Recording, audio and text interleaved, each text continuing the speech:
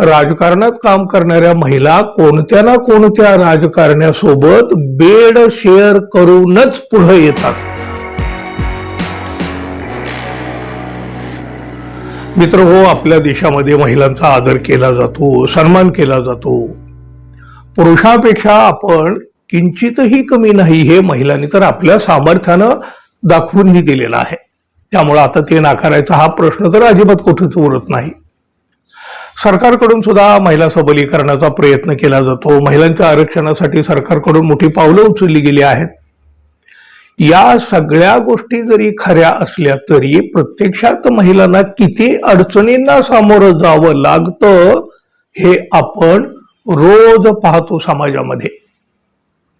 महिलांच्या सन्मानाच्या गोष्टी एकतर कागदावर किंवा मग नेत्यांच्या भाषणापुरत्या उरलेल्या असतात. प्रत्यक्षात काय आहे? अहो, आपल्या या स्वतंत्र देशात आजही महिलेला एकटं घराबाहेर पडण्याची भीती वाटते. ही तर वस्तुस्थिती आहे ना. समाजाची मानसिकता बदलायला तयार नाही. सर्वसामान्य जनतेचं तर सोडूनच द्यावं, पण लोकप्रतिनिधी सुद्धा अनेकदा जाहीरपणे बोलताना कुठल्या ना कुठल्या प्रकारे महिलांचा अपमान करतात, त्यांना कमी लेखतात. अहो, आता तर एका खासदारानं राजकीय क्षेत्रात वावरणाऱ्या महिलांबाबत अत्यंत संतापजनक चीड आणणारं वक्तव्य केलेलं आहे.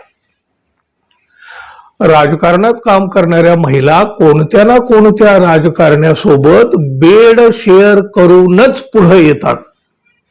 90% महिला नेत्यांच्या खोलीत गेल्याशिवाय राजकारण करू शकत नाहीत. दररोज सीसीटीव्ही फुटेज व्हायरल होत असतात. शाळा असो किंवा कार्यालय, प्रत्येक ठिकाणी महिलांचं शोषण होतं. अशी विधानं बिहारमधले खासदार पप्पू यादव यांनी केली. एक खासदार अशी विधानं करू शकतो हे जेवढं धक्कादायक आहे तेवढंच ते संताप आणणारं सुद्धा आहे. खासदारच असे म्हणायला लागले तर राजकारणात काम करणाऱ्या महिलांकडे पाहण्याचा समाजाचा दृष्टिकोन काय होईल हो?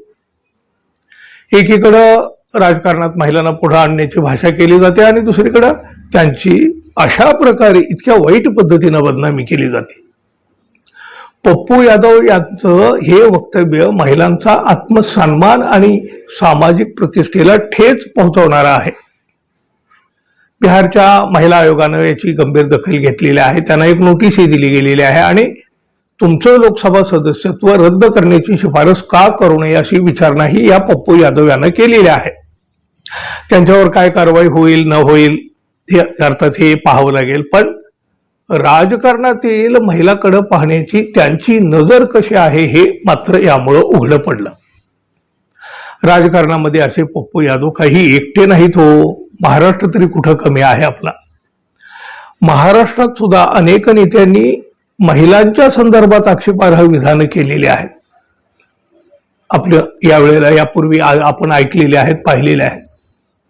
कुठल्या नेत्याला शिक्षा झाल्याचं तर ऐकिवत नाही हो. महिलांचं लैंगिक शोषण करणारे भोंदू बाबा हे आपल्या महिला आयोगाच्या अध्यक्षांचे गुरु असतात. या तथाकथित गुरुचे पाय धुणाऱ्या या आपल्या महिला आयोगाच्या अध्यक्षा असतात.